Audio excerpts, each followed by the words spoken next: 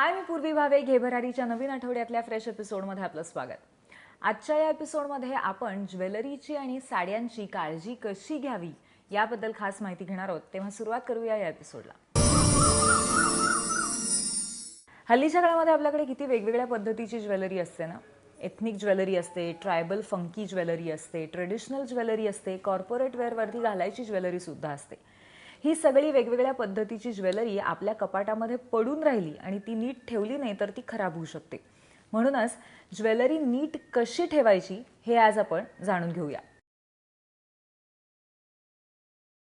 एक खूप मोठा प्रश्न सगळ्यांना पडतो तो म्हणजे आपल्या घरातली जी ज्वेलरी आहे ती सेफ कशी करायची. बरेचदा असं होतं की ज्वेलरी बाहेर पडलेली असते, ती ॲक्च्युली स्टोअर कशी करायची ते आपल्याला कळत नाही. जर आपण एखाद्या डब्यात ती घालून ठेवली तर ती खराब होते. तर ती का होते या गोष्टींसंदर्भात आज आपण बोलूयात. मेजरली कुठलीही ज्वेलरी आयटम ज्याला मेटल आहे, कुठल्याही प्रकारचा मेटल असू शकतो, त्याला गोल्डन कोट असू शकतो, सिल्वर कोट असू शकतो, ऑक्सिडाइज्ड असू शकतो, ही ज्वेलरी वेल्वेटच्या बॉक्समध्ये अजिबात ठेवायची नाही. आता हे इंटरनेटवर कुठे अवेलेबल आहे का ते मला माहीत नाही, बट हे ॲक्च्युली अनुभवातनं सांगते की त्या मेटलवरचं अख्खं कव्हरिंग किंवा अख्खा जो वरख आहे तो निघून जातो. एका महिन्यात नाही निघणार, पण वर्षभरात तर 100% तो वरख निघून जातो. सो इन शॉर्ट, वेल्वेटच्या डब्यांमध्ये आपण ज्वेलरी सेव्ह करायला नको. तर ज्वेलरी सेव्ह करण्याचा ॲक्च्युली सेफेस्ट उपाय हा कुठला? मेजरली असं होतं की आपल्या ज्वेलरीमध्ये स्ट्रिंग्ज असतात किंवा वेगवेगळ्या प्रकारचे दोरे असतात. हे दोरे अडकतात, दुसऱ्या ज्वेलरीसोबत टँगल होतात, तर दोन्ही ज्वेलरी डॅमेज होते. तर टू अवॉइड धिस प्रत्येक ज्वेलरी ही आपण वेगवेगळ्या बॅगमध्ये ठेवू शकतो. हा एक उपाय आहे जो खूप कमी किमतीत होऊ शकतो आणि कमीत कमी मेहनतीत तुम्ही करू शकता. वेगवेगळ्या प्रकारची ज्वेलरी ही वेगवेगळ्या प्लॅस्टिकच्या बॅग्समध्ये जर तुम्ही सेव्ह केली तर ती इझी टू हँडल होते आणि ती डॅमेजसुद्धा होत नाही. आता माझ्याकडची ज्वेलरी मी कलर वाईज डिव्हाइड केली आहे, म्हणजे ह्याच्यामध्ये गोल्ड असलेली प्रत्येक ज्वेलरी ही मी एका बॅगमध्ये सेव्ह करते.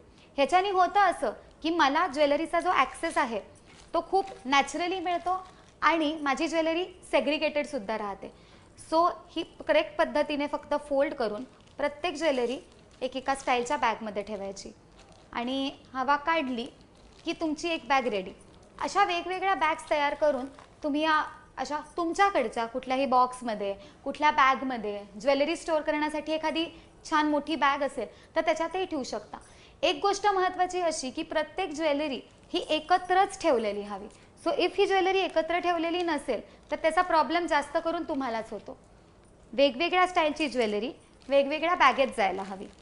सो माझ्याकडे कलर वाईज डिव्हायडेड आहे, तुमच्याकडे ती मेटल वाईज डिव्हायडेड असू शकते किंवा ओकेजन वाईज डिव्हायडेड असू शकते. आता एक्झॅक्टली तुम्हाला तुमची ज्वेलरी कशी स्टोअर करायची आहे हा तुमचा इश्यू असतो. आपल्या चॉईसनी, आपल्या कन्व्हिनियन्सनी. आता ही ऑक्सिडाइज ज्वेलरी मी एका बॅगमध्ये स्टोअर करते. सो माझ्यासाठी ऑक्सिडाइज ज्वेलरीची एक बॅग रेडी असते आणि मला जेव्हा ऑक्सिडाइज ज्वेलरी घालायची असते तेव्हा मला फार विचार नाही करावा लागत. आता बरेचदा असं होतं की आपल्याकडे नेकलेस हा फक्त नेकलेस नसतो, नेकलेससोबत इयरिंग्स पण असतात वेगवेगळ्या प्रकारचे. सो एक अख्खा सेट असताना तुम्ही हे सेव्ह कसं करावं? एखादा नेकलेस आणि इयरिंग्स हे वेगवेगळे वापरले जातात, म्हणजे एक अख्खा सेट असतो, पण मी त्याच्यातले फक्त इयरिंग्स वापरते एका ड्रेसवर आणि एखाद्या ड्रेसवर फक्त नेकलेस वापरते. तुम्हाला माहिती आहे की तुमच्या नेकलेससोबत कुठले इयरिंग्स ॲक्च्युली मॅच होतात. सो इन दॅट केस तुम्ही इयरिंग्स हे जनरली वेगळे स्टोअर करायला हवे, कारण इयरिंग्स स्टोअर करताना त्याची पद्धत वेगळी असते. सो इन शॉर्ट, आता ह्याच्यामध्ये तुम्ही आधी बघितला एक नेकलेस होता ऑक्सिडाइज्ड, हे त्याच्यावरचे इयरिंग्स आहेत. हे इयरिंग्स मी तो नेकलेस नसेल घातला तरी पण वापरते वेगवेगळ्या सूट्सवर किंवा वेगवेगळ्या पंजाबी ड्रेसेसवर.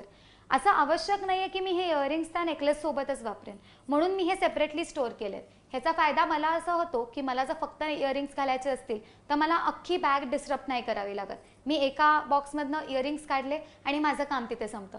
काम कमी पण होतो आणि वेळ पण वाचतो. इयरिंग्स स्टोअर करताना ह्याची काळजी आपण घ्यायला हवी की इयरिंग्स असेच स्टोअर व्हायला हवे ज्याच्यामध्ये ते एकमेकांना लागत नाही. नाहीतर ह्याचे जे हुक्स असतात छोटे, हे हुक्स इझिली निघू शकतात. आपण इयरिंग्स कुठूनही विकत घेतो, असं नसतं की आपण फक्त सोन्याचे किंवा चांदीचे घेतो. सो हे हुक्स व्यवस्थित मेंटेन करण्यासाठी इयरिंग्स हे बॉक्समध्ये स्टोअर करायचे. हे जर आपण बॅगमध्ये स्टोअर करायला घेतले तर बॅगमध्ये हे इयरिंग्स तुटू शकतात. हे मेटल खूप सॉफ्ट असतं, ते बेंड पण होऊ शकतं, म्हणजे हे मेटल वाकू पण शकतं. ह्या सगळ्या गोष्टी अवॉइड करण्यासाठी इयरिंग्स हे नेहमी आपले बॉक्समध्ये असायला हवे. एक इम्पॉर्टंट ॲस्पेक्ट अजून असा की जी ज्वेलरी गोल्डची आहे किंवा जी ज्वेलरी खूप नाजूक आहे ती आपण वेल्वेटमध्ये जर स्टोअर करत नाही तर ती कुठे करावी? तर ही ज्वेलरी ॲक्च्युली तुम्ही कॉटनमध्ये स्टोअर करायला हवी. ह्याच्याने ह्याचा वर्ख तर निघत नाहीच, पण ह्याची जी क्वालिटी आहे ती क्वालिटी मेंटेन पण होते. सो हाय क्वालिटीचे किंवा सोन्याचे, चांदीचे असे ज्या तुमच्याकडे जर छोटीच ज्वेलरी असेल जी तुम्हाला नेहमी कपाटात नाही ठेवायची आहे किंवा ही ज्वेलरी तुम्ही रोज वापरता, तर ह्या ज्वेलरीसाठी तुम्ही काय करावं? तर ही अशी छोट्या छोट्या डब्यांमध्ये कॉटनमध्ये रॅप करून ठेवायला हवी. ॲक्च्युली तुमच्याकडे जर ज्वेलरी मोठी ज्वेलरी आहे, मोठे गोल्ड नेकलेसेस आहेत, ते सुद्धा तुम्ही वेल्वेटमध्ये ठेवणं is not advisable. He jewellery सुद्धा तुम्ही कॉटनमध्ये ठेवायला हवी आणि प्लॅस्टिकमध्ये ठेवायला हवी.